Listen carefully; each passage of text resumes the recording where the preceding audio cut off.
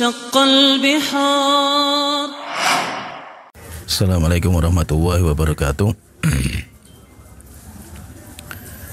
Bismillahirrahmanirrahim. Innal hamdalillah nahmaduhu wa nasta'inuhu wa nastaghfiruh. Wa na'udzu billahi min syururi anfusina wa min sayyiati a'malina may yahdihillahu fala mudilla lahu wa may yudlil fala hadiya lahu wa asyhadu an la ilaha illallah wahdahu la syarika lahu wa asyhadu anna Muhammadan abduhu wa rasuluh, amma ba'du. Sudah jamaah, bapak-bapak, ibu-ibu, hadirin yang dirahmati oleh Allah Ta'ala. Pada kesempatan kita kali ini, kita sedikit akan membahas tentang persiapan menghadapi bulan Ramadan yang sudah sangat dekat kepada kita, di mana kita tinggal menunggu beberapa hari lagi akan datang bulan yang sangat mulia dan utama ini. Yang perlu kita fahami bahwa Allah Ta'ala telah memberikan kepada kita kenikmatan, dan kenikmatan yang Allah berikan kepada kita ada dua macam. Ada kenikmatan yang sifatnya duniawiyah, yaitu kenikmatan yang bisa membawa kebahagiaan di dunia semata, seperti harta, tahta, wanita, kesehatan, dan dari semua kenikmatan dunia. Kemudian yang kedua, Allah memberikan kepada kita kenikmatan yang bersifat diniyah ukhrawiyah, kenikmatan agama dan kenikmatan yang membawa kepada kebahagiaan di hari kiamat. Seperti seseorang diberikan oleh Allah Ta'ala hidayah, bisa mengamalkan sholat, puasa, baca Quran, dan dari semua macam ibadah. Itu merupakan kenikmatan dan mahal sekali. Dan dua kenikmatan ini itu nanti berbeda. Kalau kenikmatan dunia yang bersifat duniawiyah, Allah bagi kepada siapa saja, baik yang mukmin maupun yang kafir, semuanya mendapatkan. Sedangkan kenikmatan diniyah, maka Allah hanya memberikan kepada siapa yang Allah cintai saja. Sehingga kalau kenikmatan dunia itu semuanya diberi, semuanya dikasih sama Allah Ta'ala. Tapi kalau kenikmatan agama, hidayah, Allah hanya memberikan kepada siapa yang Allah cintai saja. Oleh karena itu Allah Ta'ala Rasulullah SAW beliau bersabda di dalam hadis yang sahih, Innallaha qassama bainakum akhlaqakum kama qassama bainakum arzaqakum. Sesungguhnya Allah telah membagi akhlak-akhlak kalian sebagaimana Allah membagi rizki-rizki kalian. Wa innallaha azza wa jalla yu'tid dunya man yuhibbu wa man la yuhib. Dan sesungguhnya Allah akan memberikan dunia kepada siapa yang Allah cintai dan kepada siapa yang tidak Allah cintai. Bahkan terkadang orang-orang yang tidak Allah cintai malah mendapatkan banyak. Orang-orang kafir, pelaku dosa dan maksiat malah mendapatkan banyak kenikmatan dunia. Wala yu'tid din illa liman yuhib. Dan Allah tidak akan memberikan kenikmatan agama kecuali kepada siapa yang Allah kehendaki saja, kepada yang Allah cintai saja. Faman a'tahu Allahu dina faqad ahabbahu. Maka siapa yang Allah berikan kenikmatan agama, dia telah dicintai oleh Allah Ta'ala.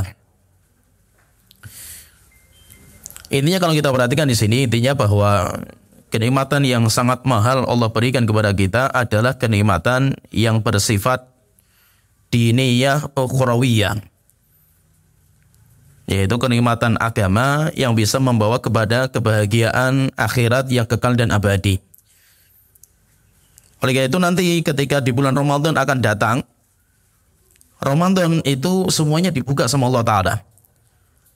Ramadan itu semuanya dibuka kenikmatan duniawiyah itu akan dibuka sama Allah Ta'ala, demikian juga kenikmatan diniyah juga akan dibuka sama Allah Ta'ala.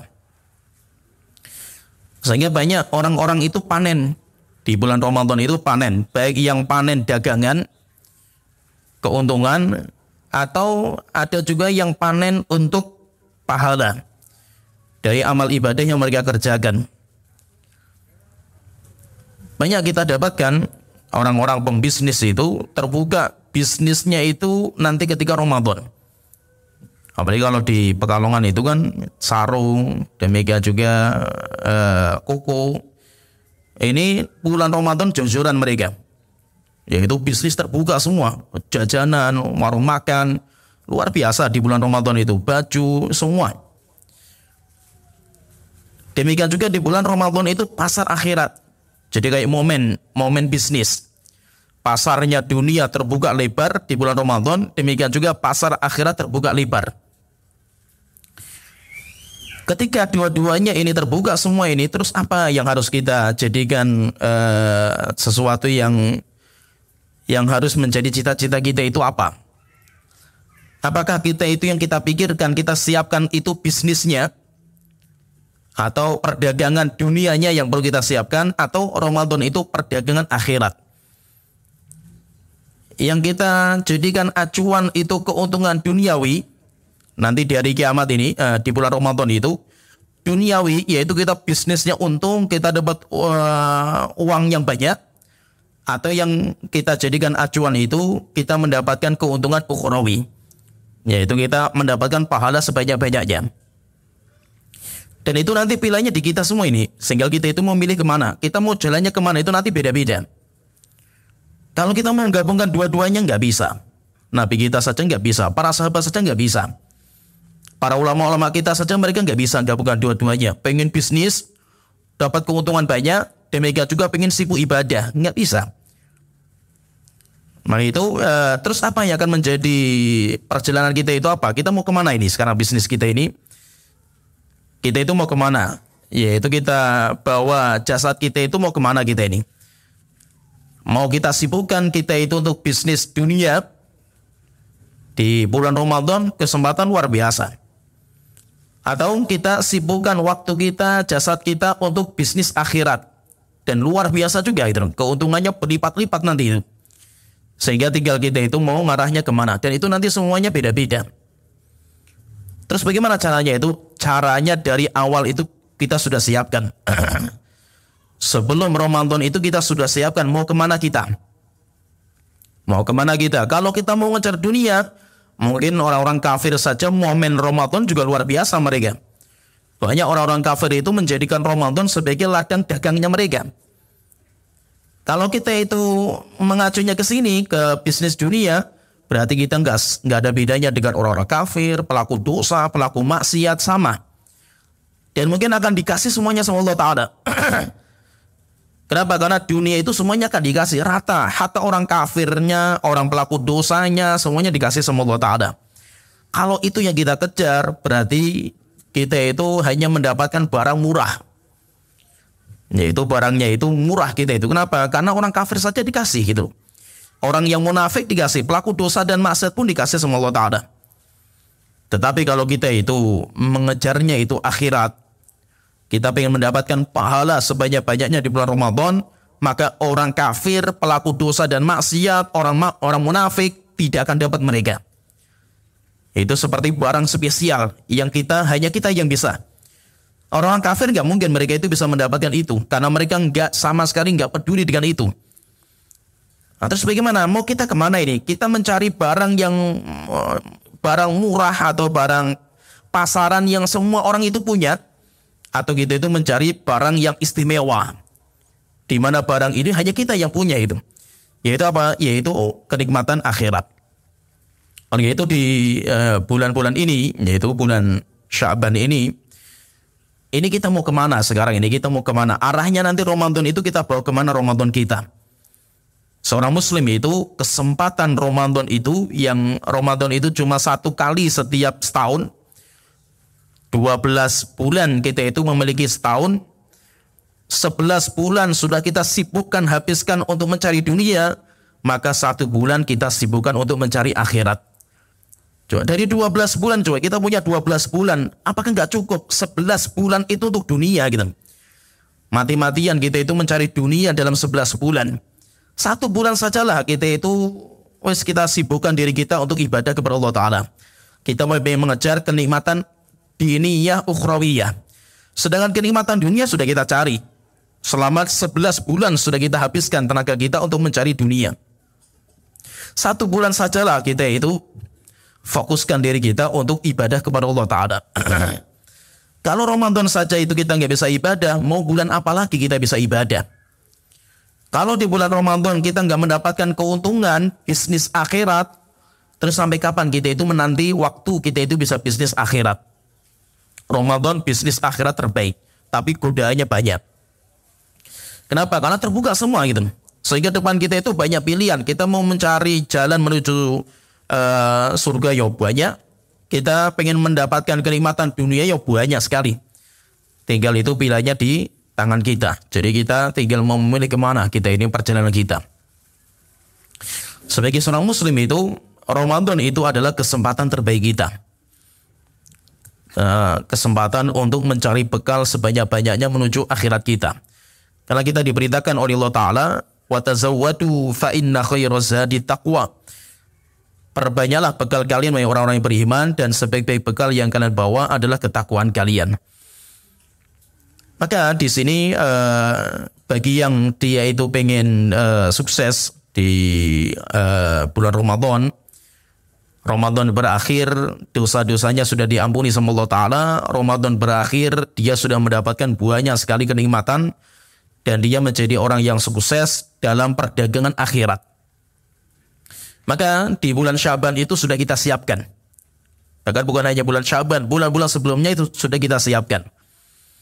Terus apa yang harus kita siapkan sebelum Ramadan itu datang menjemput kita? Ada sekitar 10 perkara yang harus kita siapkan. Yaitu yang terakhir kita persiapan kita ya di bulan Syaban ini. Ini sudah terakhir lah persiapannya itu. Sampai akhirnya masuk bulan Ramadan dan kita semuanya sudah siap. Yang pertama yang harus kita jalankan di bulan Syaban ini, yang pertama kita harus bertaubat kepada Allah Ta'ala dengan taubat yang nasuha. Kita bersihkan diri kita dari dosa dan maksiat. Dosa-dosa kita selama 11 bulan itu kita selesaikan. Masuk bulan Ramadan dan kita sudah selesai dari dosa-dosa kita yang telah lalu. Allah Ta'ala berfirman di dalam surat An-Nur ayat ke-31, wa tubu ilallahi jami'an ayyuhal mu'minuna la'allakum tuflihun. Bertobatlah kalian wahai orang-orang yang beriman, bertobatlah kalian semuanya kepada Allah Ta'ala, semoga kalian itu menjadi sukses. Demikian juga Allah Ta'ala memerintahkan kepada kita semuanya untuk bertaubat kepada Allah Ta'ala dengan taubat yang nasuha. Kita semuanya diperintahkan kembali kepada Allah Ta'ala dan taubat kepada Allah Ta'ala dengan taubat yang nasuha. Sebagaimana Allah Ta'ala berfirman dalam surat Tahrim ayat ke-8, ya ayyuhalladzina amanu tubu ilallahi taubatan nasuha. Wahai orang-orang yang beriman, bertaubatlah kalian kepada Allah Ta'ala dengan taubat yang nasuha. Asa rabbukum ayyughaffiru ankum sayyi'atikum. Semoga dengan taubatnya kalian Allah menghapuskan dosa-dosa kalian. Wa yudkhilakum jannatin tajri min tahtihal anhar, dan Allah Ta'ala memasukkan kalian ke surga yang di bawahnya mengalir sungai-sungai. Jadi yang pertama yang perlu kita siapkan, yang pertama untuk memasuki bulan Ramadan, yaitu kita bertaubat kepada Allah Ta'ala dengan taubat yang nasuha dari dosa-dosa selama 11 bulan kita ini. Sehingga kita masuk bulan Ramadan dan kita itu sudah bertaubat kepada Allah Ta'ala. Dan taubat itu nanti kalau taubatnya itu, dosanya itu urusannya dengan Allah Ta'ala, yaitu kita berbuat dosa yang sangkut pautnya dengan hablum minallah saja, yaitu haknya Allah yang kita langgar, tidak ada hak makhluk yang kita langgar. Maka bertobat itu dengan cara 3. Yang pertama kita menyesali perbuatan kita. Kemudian yang kedua, kita meninggalkan perbuatan tersebut. Yang ketiga, dan kita berniat untuk tidak kembali lagi dalam dosa tersebut. Kalau hak yang kita langgar itu hanya haknya Allah Ta'ala, maka tiga ini yang kita jalankan. Tapi kalau hak yang kita langgar itu berkaitan dengan haknya makhluk, yaitu ada hak manusia yang kita ambil atau kita zalimi, maka kita mengamalkan tiga ini, yaitu kita menyesali, kita tinggalkan perbuatan, dan kita berniat untuk tidak mengulangi. Tambah lagi yang keempat, dan kita selesaikan dengan saudara kita di dunia. Bisa berkaitan dengan hak itu adalah harta, atau bisa karena jiwa, atau karena kehormatan. Maka di bulan Sya'ban ini kita selesaikan. Misalkan kita telah menzalimi seseorang, misalkan baik hartanya kita zalimi, maka selesaikan. Selesaikan sekarang, sehingga Ramadan itu sudah tidak ada sangkut pautan. Kenapa? Karena orang yang dia itu masih punya sangkut pautan dengan orang lain, tidak akan diampuni dosanya sama Allah Ta'ala. Tidak akan diampuni. Maka itu ketika menyebutkan tentang keutamaan hari Senin dan Kamis, itu kan ada pengampunan dosa dalam hari-hari itu. Terus bagaimana dengan orang-orang yang ada dua orang saling bertengkar, belum selesai urusan mereka ini? Maka Rasulullah mengatakan, Allah Ta'ala mengatakan kepada malaikat, wahai malaikat, tunggu mereka berdua ini. Sampai mereka baikan, sampai mereka saling memaafkan, baru diampuni dosanya. Berarti apa? Kalau kita itu masih punya masalah dengan saudara kita, orang muslim, belum selesai, Ramadan belum selesai masalahnya itu, maka selama Ramadan pun dosa kita nggak akan diampuni. Ditunggu sama Allah Ta'ala sampai kapan? Sampai selesai kita itu. Masalah kita dengan saudara kita sampai selesai. Maka selesaikan. Urusan kita dengan Allah kita selesaikan. Urusan kita dengan makhluk kita selesaikan. Ini yang pertama yang harus kita siapkan. Maka di bulan Sya'ban ini, bulan untuk kita itu saling membersihkan dosa-dosa kita lah. Baik sangkut pautan dengan Allah Ta'ala, hak dengan Allah Ta'ala, atau haknya dengan makhluk. Sehingga kita berharap Ramadan itu bisa menghapuskan dosa-dosa kita. Kenapa? Karena kalau masih ada sangkut pautan dengan hak orang lain yang belum kita selesaikan, itu dosa kita nggak akan diampuni sama Allah Ta'ala. Ditunggu nanti sampai kita itu selesai. Maka jangan sampai kita capek-capek ibadah di bulan Ramadan, karena kita masih punya cekcok dengan si A, dengan si B, dengan si C. Masuk bulan Ramadan belum selesai, rupanya dosa kita nggak diampuni.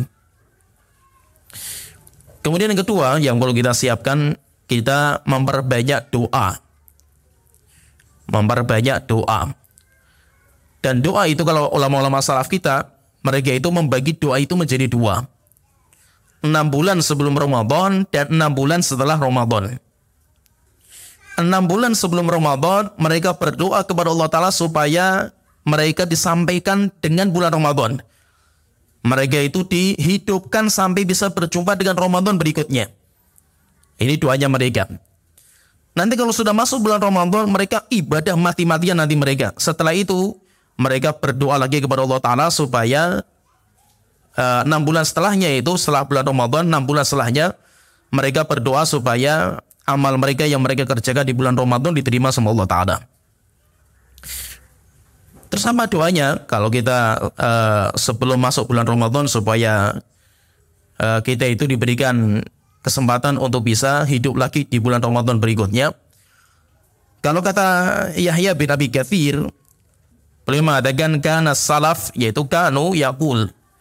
Dahulu ulama-ulama sebelumnya, Yahya bin Abi Katsir, beliau mengatakan ulama-ulama sebelumnya itu, yaitu para sahabat, para tabi'in, mereka itu berdoa sebelum bulan Ramadan. Apa doa mereka? Mereka mengatakan Allahumma sallimni ila Ramadan wa sallim li Ramadan wa tasallamhu minni mutaqabbala. Ini doanya mereka.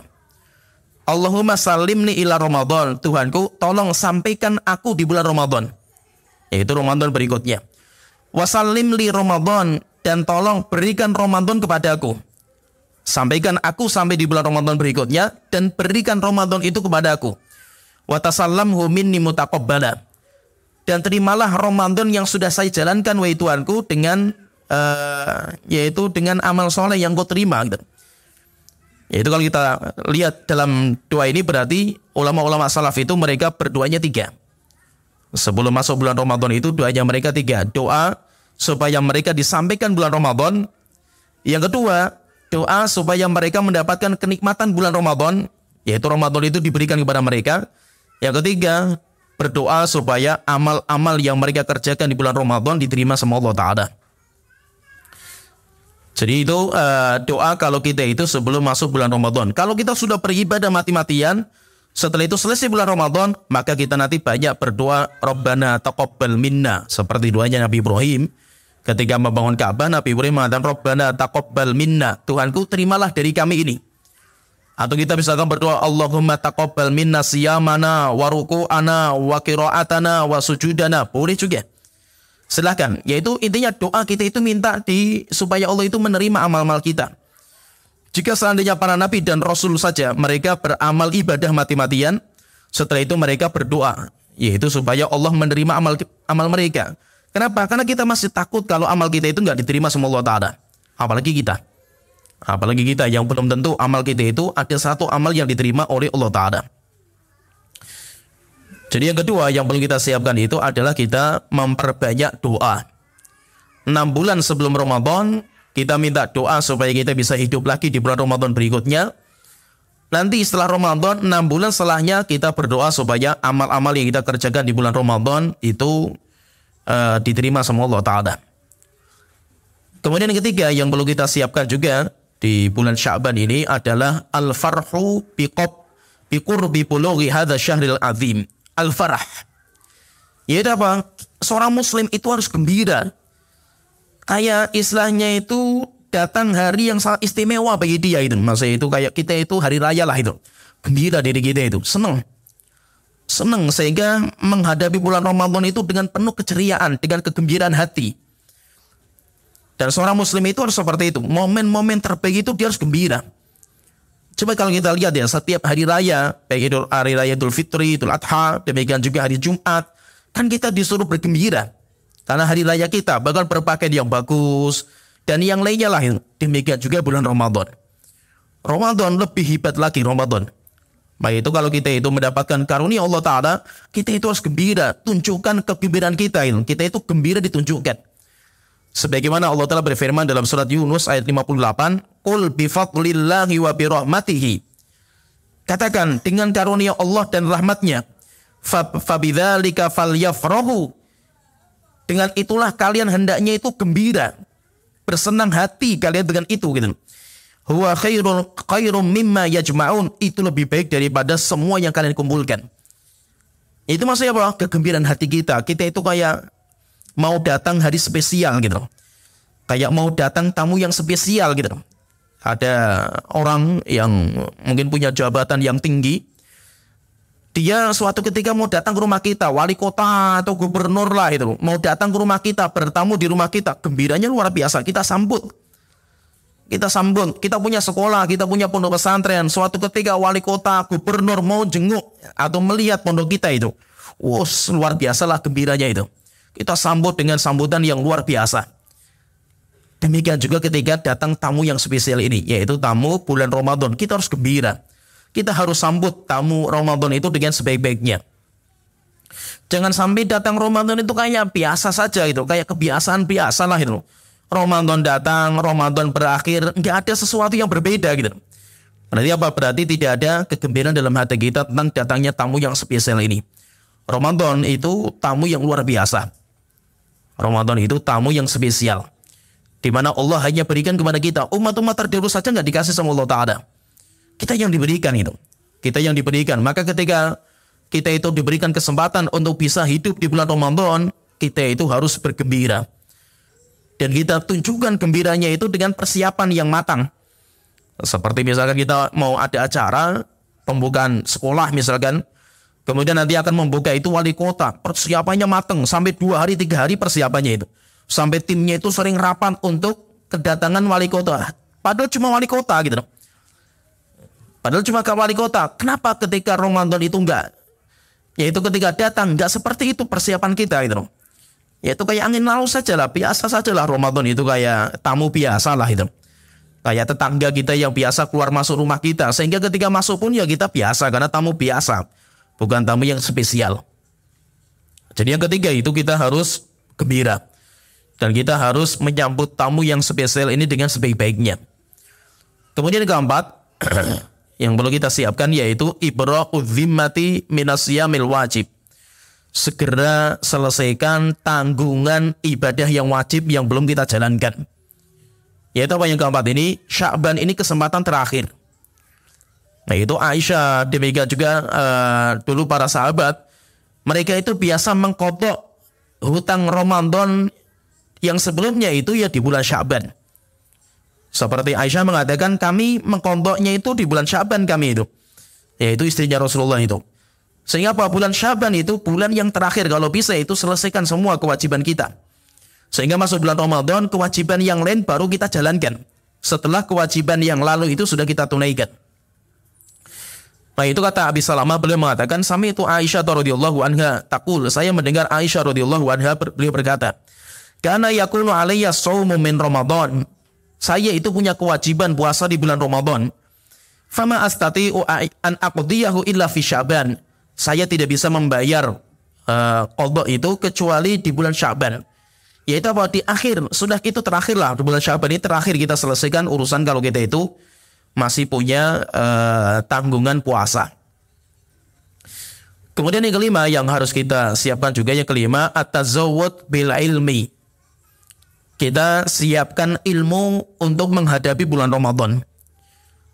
Yaitu kalau bisa itu sebelum kita itu beribadah, kita itu sudah tahu ibadah yang mau kita jalankan itu apa fikihnya, apa ilmunya. Sehingga seorang muslim itu sebelum dia itu mengamalkan ibadah, dia sudah belajar dulu. Nah itu kata Imam Bukhari, beliau mengatakan bab al-ilmu qabla al-qawli wal amal. Bab ilmu itu harus ada sebelum berucap dan berbuat. Ibadah puasa itu ibadah yang luar biasa. Ramadan itu banyak sekali ibadah yang bisa kita kerjakan. Semakin kita itu punya ilmunya, ibadah itu semakin mahal nanti harganya. Jadi beda ya, ibadahnya orang yang berilmu itu luar biasa. Beda sekali dengan ibadahnya orang awam. Orang yang berilmu itu mereka bisa ibadah dengan ibadahnya mereka. Ibadah dengan sholatnya mereka, puasanya mereka, seperti orang awam juga bisa. Tapi orang yang berilmu, mereka bisa ibadah dengan tidurnya mereka. Mereka bisa ibadah dengan makannya mereka. Mereka bisa beribadah bahkan dengan ngobrolnya mereka dengan istrinya. Bahkan berhubungan intim dengan istrinya. Kenapa? Karena ada ilmunya. Karena ada ilmunya. Maka itu ilmu itu luar biasa. Kalau kita itu nggak tahu fikihnya di bulan Ramadan, maka nanti akan terluputkan banyak sekali kebaikan. Yang itu sebenarnya bagus. Cuma karena kita nggak tahu ilmunya, sampai akhirnya kita nggak mengamalkan. Cuma kalau seandainya kita tahu ilmunya, Masya Allah itu amal-amal yang luar biasa itu kalau kita siapkan itu. Nah, jadi itu karena ada ilmunya. Karena ada ilmunya, maka itu seorang muslim itu kita siapkan ilmunya. Ilmunya itu kita siapkan. Ada amal-amal yang luar biasa. Kalau bisa kita siapkan sebelum Ramadan, itu gak kelihatan amal ini. Amal gak kelihatan, tapi pahalanya luar biasa. Bahkan para sahabat itu mereka mengalahkan umat-umat setelahnya. Sahabat itu mengalahkan para tabi'in, para tabi'ut tabi'in, sampai kita semuanya kalah itu. Bukan banyaknya sholat mereka. Bukan banyaknya puasa mereka, bukan. Tapi mereka punya amal hati yang kita nggak punya. Itu apa? Di antara amal hati mereka itu salimus sodri. Mereka itu hatinya selamat dari kebencian kepada orang. Kalau kita punya ini tuh luar biasa sebenarnya itu. Cuma kan kita nggak tahu ilmunya gitu. Seakan-akan kita itu ibadah terbaik itu ya sholat, puasa, baca Quran. Padahal ada ibadah-ibadah yang luar biasa itu ibadah itu. Cuma itu memang harus kita itu tahu ilmunya. Caranya itu kita tahu gitu. Seperti orang bisnis lah itu. Banyak di dalam dunia bisnis. Hatta corona kemarin ketika ada corona itu. Banyak sebenarnya itu bisnis-bisnis itu. Yaitu termasuk bisnis-bisnis yang hebat-hebat lah di corona itu. Tapi yang tahu cuma para pakar-pakarnya saja gitu. Orang-orang yang pembisnis awam semuanya gulung tikar semua di corona itu. Sedangkan orang-orang yang pakar dalam ekonomi, mereka sudah bisa membaca. Oh seperti ini, nanti kalau seperti ini berarti bisnisnya akan naik, itu apa? Itu nanti mereka bisa baca seperti itu. Itu kenapa? Karena mereka punya ilmu. Nah itu kalau kita itu punya ilmu, ada ibadah-ibadah yang luar biasa. Itu apa? Pembersihan jiwa. Pembersihan jiwa itu nggak kelihatan. Pembersihan jiwa itu nggak kelihatan. Kita bersihkan jiwa kita. Misalkan gini, sebelum masuk bulan Ramadan, saya ini punya masalah dengan siapa ya? Siapa orang-orang yang menzalimi saya ya? Oh, si fulan mendolimi saya, oh si fulan mendolimi saya, si fulan mendolimi saya. Saya data semua itu. Orang-orang yang mendolimi saya, setelah itu apa? Saya maafkan semua, kemudian saya bebaskan mereka semua. Bahkan kita doakan, walaupun ya kita terdolimi. Kita terdolimi, tapi sebelum masuk Ramadan, saya bersihkan semua. Itu ibadah nggak kelihatan itu. Nggak kelihatan ibadah ini, tapi luar biasa. Ibadah nggak kelihatan, tapi luar biasa. Itu Rasulullah pernah ketika beliau mengatakan sedang berkumpul di masjid, tiba-tiba Rasulullah mengatakan sebentar lagi ada penghuni surga yang ingin masuk masjid. Tiba-tiba datang orang Ansor masuk. Besoknya Rasulullah mengatakan seperti itu lagi. Nanti ada penghuni surga yang mau masuk masjid. Tiba-tiba orang yang sama. Kemudian orang yang ketiga sama juga sampai hari ketiga. 3 kali Rasulullah mengatakan seperti itu. Setelah itu ada seorang yang penasaran. Ada seorang sahabat penasaran mengatakan, ya Rasulullah, izinkan saya untuk yaitu mengamati ibadahnya orang itu apa sih sampai 3 kali engkau menyebutkan dia itu penghuni surga. Akhirnya orang ini bermalam di rumah orang itu. Hari pertama dilihat biasa, sholatnya biasa, sholat malamnya biasa, ini semuanya biasa, nggak ada kelebihan lah dibandingkan yang lain. Akhirnya dia mengatakan mungkin belum ditampakkan. Besoklah saya mau bertamu lagi. Akhirnya hari kedua bermalam lagi di rumahnya orang itu. Nggak kelihatan juga itu amalnya itu apa sih, orang itu biasa juga gitu. Akhirnya setelah itu hari ketiga, coba saya sampai 3 hari pokoknya itu. Akhirnya hari ketiga bermalam lagi. Diperhatikan sholatnya, baca Qurannya biasa, kok nggak ada istimewa lah, orang itu biasa saja gitu. Akhirnya setelah 3 hari kok nggak dapat sesuatu yang istimewa, maka dia itu jujur. Mengatakan kepada tuan rumah, maaf saudaraku, saya terpaksa saya itu bermalam di sini. Saya itu penasaran dengan amal kamu, kok bisa-bisanya Rasulullah mengatakan kamu itu penghuni surga 3 kali itu. Apa yang kamu amalkan? Saya melihat kamu kok biasa, nggak ada amal yang spesial lah itu. Akhirnya dia mengatakan memang amal saya biasa, nggak ada bedanya dengan kalian lah itu. Mungkin kalian lebih hebat daripada saya itu. Cuma ada satu amal yang itu sangat saya jaga. Amal itu. Akhirnya ditanya amal apa itu? Maka beliau mengatakan saya tidak tidur kecuali saya itu hari ini saya itu punya masalah dengan siapa? Siapa orang yang menzalimi saya di hari ini? Maka semua orang yang menzalimi saya semuanya saya maafkan. Sehingga saya tidak mau di hari kiamat saya datang dan ada orang yang diazab karena saya tidak memaafkan sekarang. Semuanya saya bebaskan semua. Ini amal ini nggak kelihatan. Cuma kalau kita tahu ilmunya, Masya Allah luar biasa ini amal ini. Nah itu Abu Dujana. Abu Dujana itu dia seorang sahabat yang Rasulullah ketika menawari pedang, yaitu ketika perang Uhud, mengatakan siapa yang mau ngambil pedang saya? Kemudian semua mengatakan saya Rasulullah. Setelah itu Rasulullah mengatakan tapi mengambil dengan haknya. Akhirnya ada Rasulullah ditanya, ya Rasulullah haknya apa? Ambil pedang ini dan kamu tidak boleh mundur. Akhirnya setelah itu Abu Dujana naik. Dia berdiri mengatakan, ya Rasulullah kan saya ambil pedang ini. Setelah itu beliau bertempur sampai akhirnya luar biasa pertempuran dia itu.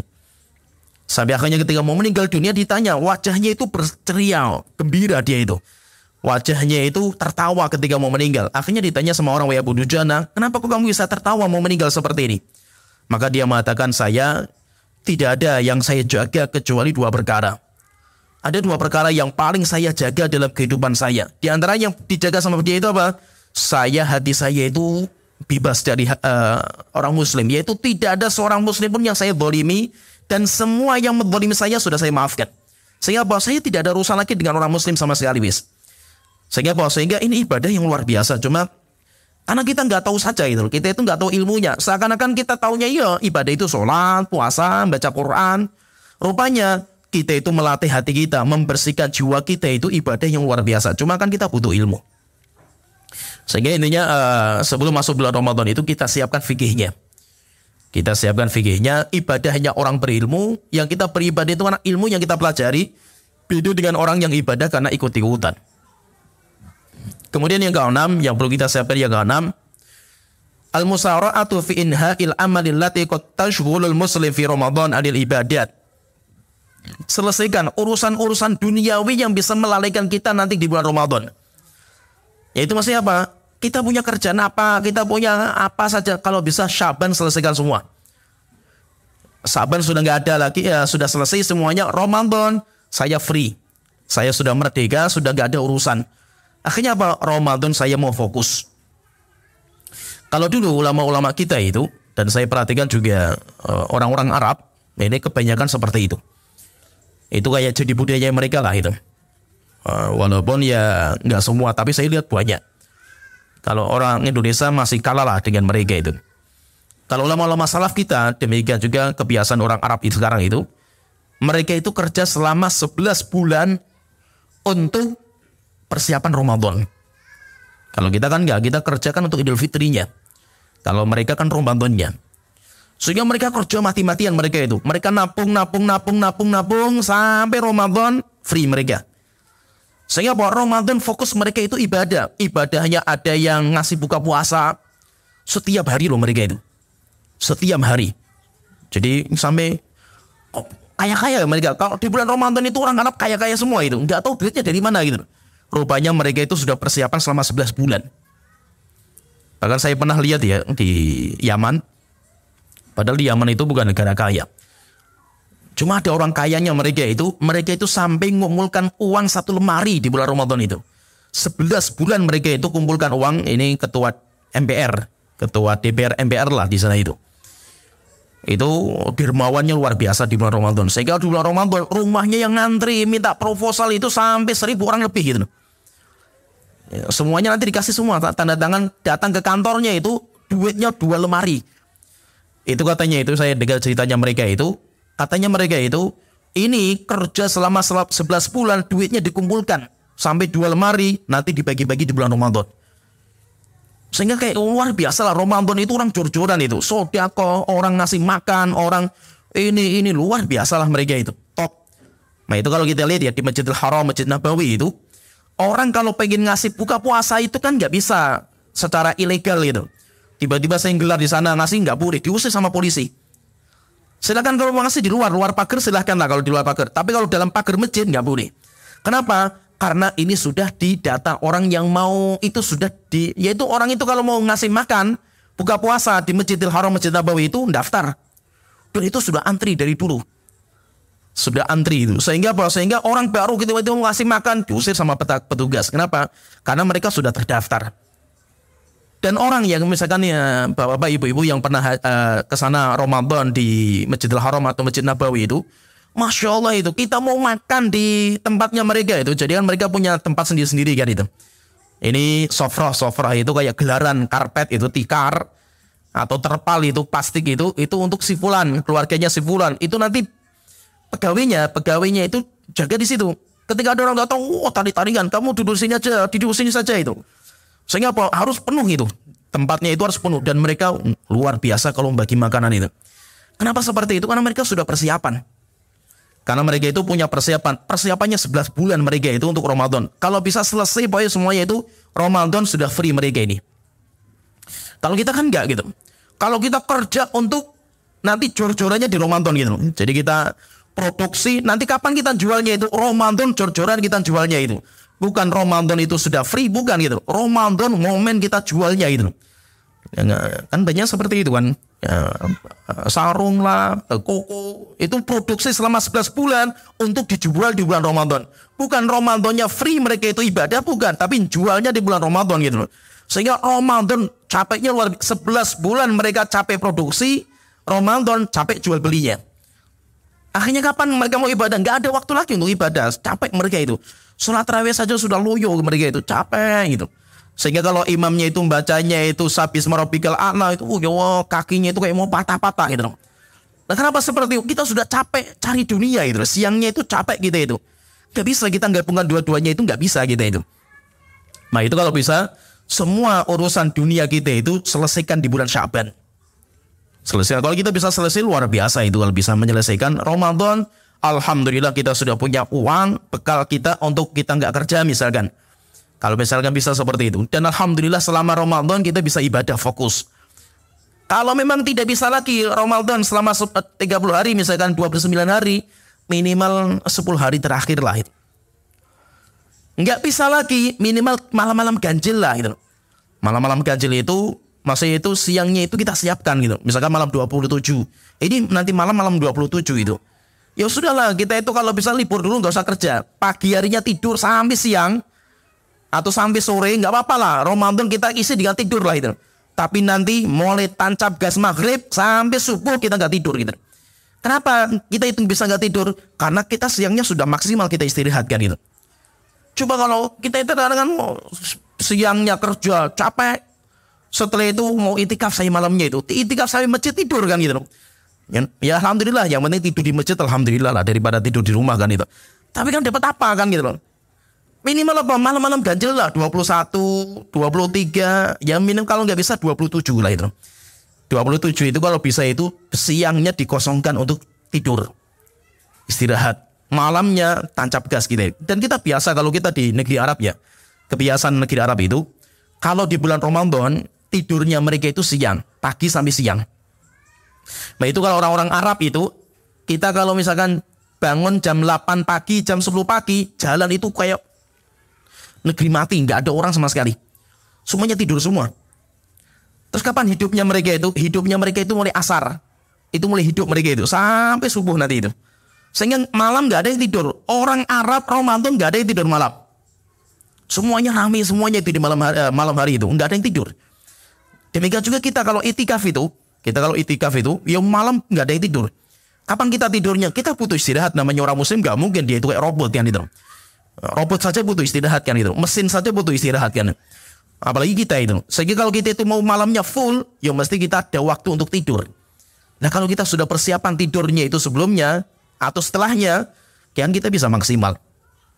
Nah, jadi intinya kita siapkan. Ya kalau kita nggak bisa 30 hari nggak kerja, ya sudahlah 10 hari.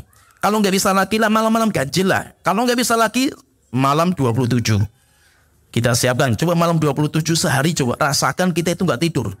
Dari sejak maghrib sampai subuh, kita itu nggak tidur. Coba rasakan gitu. Malam-malam ganjil itu rasanya lezat sekali. Cuma kalau kita nggak persiapan, yo nggak bisa. Nggak akan mampu kita kalau nggak persiapan, kita nggak akan mampu. Kemudian yang ketujuh yang perlu kita siapkan yaitu siapkan keluarga. Di bulan Sya'ban ini kita siapkan keluarga kita karena mereka akan dukung kita gitu. Nah, itu Rasulullah kan biasanya kalau Rasulullah itu kan persiapkan keluarganya. Apalagi nanti 10 hari yang terakhir keluarganya dibangunkan semuanya untuk ibadah bareng-bareng. Kalau bisa itu sebelum bulan Ramadan itu anak kita, istri kita itu sudah mulai kita siapkan. Kalau kebiasaan saya, saya kan memang kalau 10 hari terakhir di bulan Ramadan saya itikaf. Terus siapa yang nyiapkan itu? Yang nyiapkan ya istri. Istri saya itu sudah siap gitu loh. Sudah siap. Pokoknya saya Ramadan 10 hari terakhir saya itikaf. Sehingga apa? Istri saya sudah tahu konsekuensinya. Konsekuensinya apa? Ya 10 hari saya tinggal. 10 hari ya ngurus anak. 10 hari ya menyiapkan makan untuk saya. Dan semua itu dikirim saya makanan. Kemudian nanti baju kotor saya dicuci. Saya bilang sama istri saya, kamu nggak usah itikaf.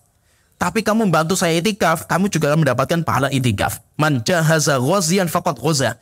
Siapa yang menyiapkan bekal bagi tentara perang, maka dia itu seperti orang yang berperang. Sehingga apa? Kita bikin tugas, saya yang ibadah, kamu yang menyiapkan bekalnya. Sehingga apa? Satu tim itu kerja bareng gitu loh. Ya itu.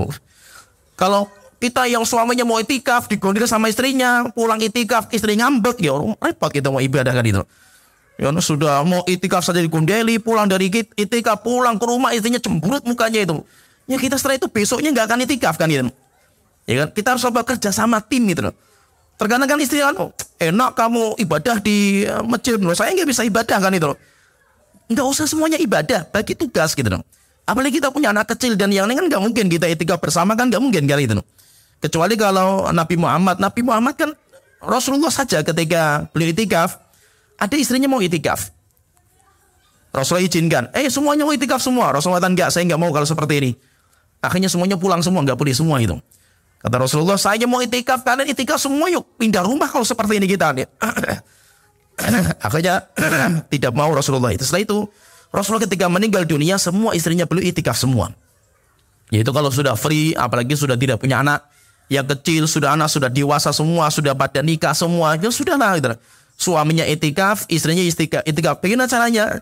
Gampang diatur itu gampang sebenarnya itu. Siapkan bekal, bawa dari rumah sebelum maghrib berangkat ke masjid misalkan istrinya. Ya, istrinya dari maghrib sampai subuh, setelah itu di masjid, nanti setelah itu pulang kan ya ada masalah kan itu. Jadi bisa semuanya itu diatur itu mudah. Tapi kalau bisa itu kerjasama itu siapkan keluarga kita untuk mendukung aktivitas kita. Kalau saya kan biasa ngajak anak saya itu. Kalau saya kan anak-anak yang laki-laki yang sudah mulai bisa anteng di masjid saya bawa. Sehingga anak saya sudah biasa. Itikaf dengan saya itu sudah biasa tidur di masjid. 10 hari terakhir itu sudah biasa. Ya, karena sudah biasa. Kita itu sudah biasa duduk seperti itu sama anak kita. Kemudian yang ke-8 yang perlu kita siapkan adalah menyiapkan buku atau mushaf untuk kita selesaikan dalam membaca. Ya, sepahami ya di sini ya. Jadi kalau bisa itu, kita itu kalau di bulan Ramadan itu siapkan mushaf. Jangan pakai HP. Pengalaman ya, ini pengalaman saya pribadi ya. Saya sajalah itu. Saya itu kalau membaca Quran pakai HP, paling satu muka itu sudah gangguannya itu banyak sekali gitu loh. Lagi baca pikiran muncul mau SMS sama temen. Lagi baca, ada berita heboh ini, masalah apa lagi, corona misalkan gitu. Akhirnya baca Quran sebentar lewat HP, godaannya macam-macam ya. Dan jarang yang selesai. Cobalah masih lihat ya, baca dari HP, walaupun HP itu kan ada mushaf lah, aplikasi mushaf kan ada itu. Coba perhatikan ya, kita kalau baca lewat HP, bisa nggak kita itu hatam gitu loh. Istiqomah itu, jarang yang gagal, jarang yang berhasil. Kebanyakan gagal kita ini. Saya saja seringnya gagal gitu loh, seringnya gagal saya itu. Bagaimana supaya berhasil itu? Yang ngambil mushaf, taruh di sini, tulisi ini mushaf Tobroni misalnya. Saya kalau di masjid ya, ini saya cerita ya, misalkan di masjid, kalau itikaf itu, kan mushaf banyak itu di masjid kan itu. Terkadang mushaf kita nanti dipakai semua orang kan gitu. Padahal kan kita lagi baca, misalkan sudah sampai, misalkan surat apalah Maryam misalkan sudah sampai di sini, mushafnya dibawa orang gitu, dibaca semua orang. Tekoannya hilang. Aduh, ini sampai di mana kemarinan itu? Akhirnya apa? Malas setelah itu kan. Tuh, saya sudah baca banyak-banyak, hilang lah itu. Akhirnya malas kan itu. Nah, terus bagaimana caranya itu? Caranya kalau saya di masjid, ini cerita saya di masjid, saya ambil satu mushaf, tak tempeli kertas di depan itu, tulisi mushaf Tobroni, jangan diambil. Nanti kalau saya, kok tak taruh di sini nggak ada nih, tak cari itu. Afan Pak, ini mushaf saya ini. Tolong ini lembarannya jangan. Jadi tak tulis ini mushaf namanya Tobroni, jangan diambil. Penunjuk halamannya itu jangan dirubah-rubah gitu. Karena itu yang membuat kita semangat. Kita sudah capek-capek baca, sudah 20 juz, tandanya hilang, bubar semua gitu ini. Malas setelah itu. Coba rasakanlah itu.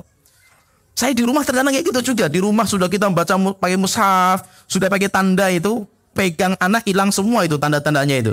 Aduh, akhirnya apa? Malas gitu. Kita mau ngulang lagi, aduh. Walaupun semuanya dapat pahala dari awal, tapi kan jiwa kita itu sudah malas gitu loh. Dan itu seringnya seperti itu. Kalau bisa itu, Ramadan itu ada satu mushaf yang kita siapkan pribadi. Minimal selesailah ini satu mushaf itu. Kalau misalkan baca mushaf capek, ya siapkan juga buku agama. Satu buku ini kita selesaikan. Pokoknya kita baca Al-Quran, setelah itu kita baca buku. Pokoknya Al-Quran setiap hari satu juz saya itu, minimal gitu. Sehingga kita itu jadwalnya rutin. Ada pokoknya sehari satu juz. Tinggal satu juz saya bagi setelah subuh, misalkan 2 lembar, ini 2 lembar. Coba kita istiqomah 1 bulan minimal hatam sekali lah itu udah alhamdulillah. Kalau kita nggak bisa, masih nggak punya jadwal dan kita itu nggak punya mushaf sendiri, nggak akan bisa hatam itu. Coba ya misalkan bawa baca Qurannya kalau di masjid. Akhirnya berangkat ke masjid, ngambil mushaf baca. Besok ngambil mushaf baca. Pertanyaan, Anda itu bisa ingat ya ini halamannya sampai di mana kan gitu. Akhirnya apa? Hilang. Yang penting apa? Yang penting saya baca lah. Pertanyaan sudah hatam belum itu? Nggak pernah ngitung khatam Ustaz. Yang penting saya baca wis pokoknya itu.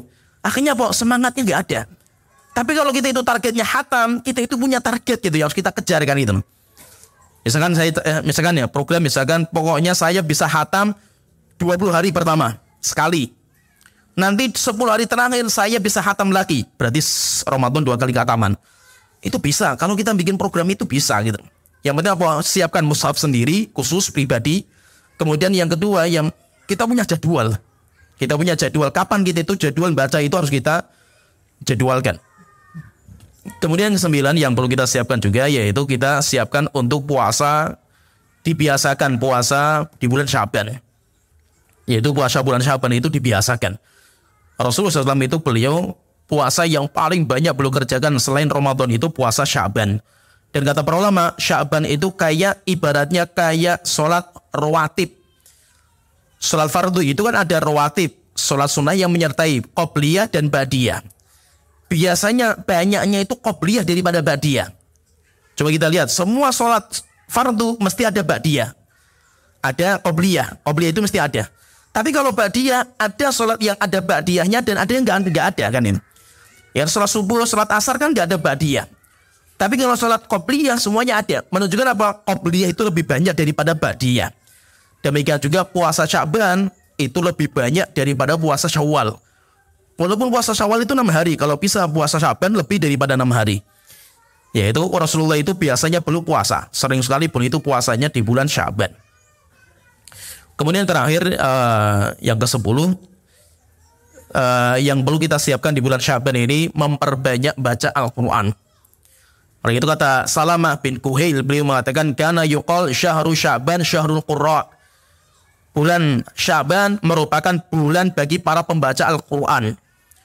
Amr bin Qais idza dakhala syahr Sya'ban, ketika sudah masuk bulan Sya'ban, aghlaqa hanutahu. Beliau tutup kamarnya, kamar pribadinya atau musola rumahnya. Wa tafruqu li qiraatul Qur'an, dan beliau menghabiskan bulan itu untuk membaca Al-Qur'an. Kata Abu Bakar Al-Balkhi, beliau mengatakan syahrul Rajab syahrul zara.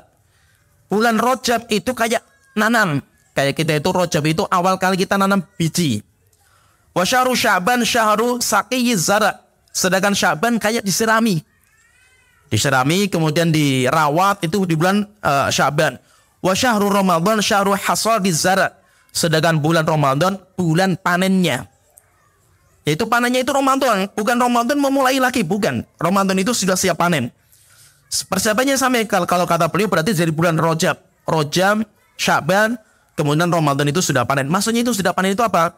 Maksudnya bulan Ramadan itu kita sudah biasa ibadah. Akhirnya kita membaca Qur'annya lancar, kita sholatnya juga panjang, itu sudah biasa. Kayak orang mau haji misalkan, haji itu kan capek sekali itu. Maka kalau orang mau berangkat haji, persiapan 1 bulan jalan-jalan lah minimal, atau lari, atau olahraga. Sehingga apa? Ketika masuk bulan haji itu fisiknya kuat. Demikian juga apa? Kalau kita itu mau masuk bulan Ramadan, minimal fisik ibadahnya itu kuat. Lisannya sudah terbiasa baca. Jangan Ramadan baru buka mushaf, bacanya terbata-bata gitu. Baca 1 juz saja lama sekali nggak selesai itu. Kenapa? Bacanya itu masih terbata-bata. Terus bagaimana caranya? Caranya ya bulan Sya'ban ini dibiasakan. Sampai masuk bulan Ramadan itu lisan kita sudah terbiasa untuk membaca, atau untuk ibadah, atau untuk apa saja itu sudah terbiasa. Nah, itu kalau bisa di bulan Sya'ban itu perbanyak baca Quran. Minimal apa? Minimal untuk melancarkan lisan kita itu. Lancar bacanya itu. Kalau sudah lancar itu enak. Ini kalau nanti coba rasakan ya. Kalau bapak ibu-ibu sudah baca Quran, misalkan coba mushaf ya dibaca. Juz pertama, kedua, ketiga, sampai juz yang ke-6 lah itu. Itu mulai lancar bacanya. Cepat sekali bacanya itu. Juz pertama itu masih susah lah itu. Tapi nanti juz ke-6 itu mulai cepat bacanya itu. Apalagi kalau sudah juz 20, itu 1 juz itu bacanya cepat sekali itu. Paling setengah jam lah itu. Setengah jam. Kalau nanti kita sudah lancar, apalagi kita sudah pernah hafal itu paling cuma 15 menit 1 juz itu. Karena saking lancarnya itu. Saking lancarnya itu bisa. Kenapa? Karena mulut kita itu sudah terbiasa. Jadi bulan Sya'ban itu kayak olahragakan lisan dulu lah gitu. Masuk bulan Ramadan itu kita sudah siap lari sprint lah gitu. Karena kita sudah olahraga, sudah terbiasa kita itu pemanasan dulu. Ya ini 10 persiapan yang perlu kita siapkan ketika kita masuk bulan Ramadan. Mumpung Ramadan masih lama, yaitu masih beberapa hari ke depan, maka perlu kita persiapkan matang. Sehingga kita masuk bulan Ramadan itu kita sudah siap memang. Kayak kita mau bertanding, sebelum kita masuk ke pertandingan inti, itu kita itu sudah olahraga, kita sudah persiapan, kita sudah fit. Sehingga ketika masuk arena pertandingan itu, fisik kita sudah siap. Maka persiapannya dari sekarang, dari bulan Sya'ban ini. Ya sampai di sini apa yang bisa kita sampaikan. Mudah-mudahan bisa bermanfaat. Wa akhiru da'wana alhamdulillahirabbil alamin. Sallallahu Muhammad wa ala alihi washabihi ajmain. Assalamualaikum warahmatullahi wabarakatuh.